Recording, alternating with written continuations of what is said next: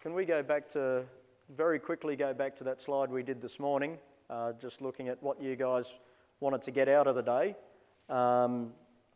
So just if you've got any other questions that you want to raise or discussion points that you want to talk about at this point in time, please let me know.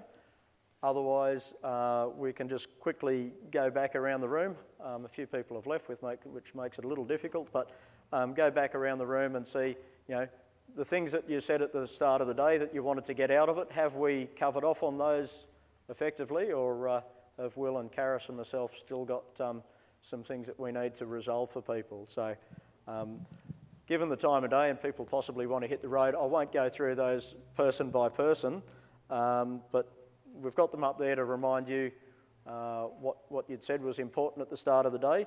But anyway, general question to people, have you got what you were looking to get out of the day? Any comments? Do we need to go through anything else for you? You were saying if you want to use the mate cell for joining, you send you using the sires to an accredited mate cell person, is that correct? Yep, so there's service providers that can use it now who are all set up, ready to go. Breeders will have training opportunities themselves if you want to go down that road. But, I think, people who are, who've got the skill set to do it is probably a really good option. No doubt there are going to be some breeders who want to do it themselves. So how many are there? How many do we... 20 to 30 ballpark, and we're down there. Are there going to be a list of them, or?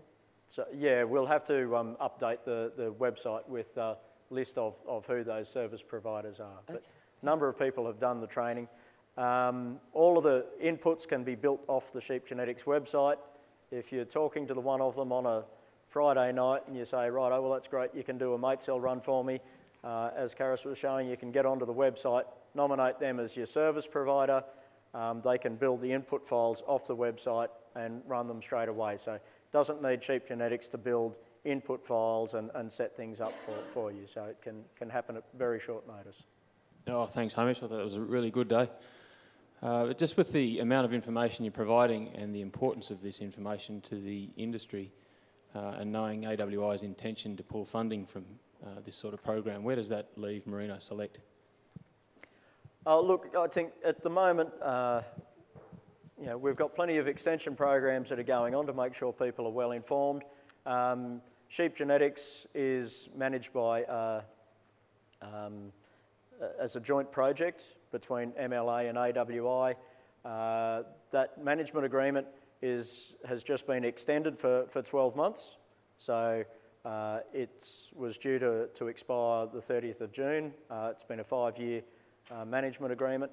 It's just been extended for 12 months, and we're just starting now on discussions about what does the next phase of management agreements look like. I think at this point in time, we get a significant proportion of our income from the end users, from you guys paying fees. That covers all of the operational side of the business. It's covering pretty much all of the extension side of the business. So, as long as we've got industry funding for further R&D, I think we're pretty well placed.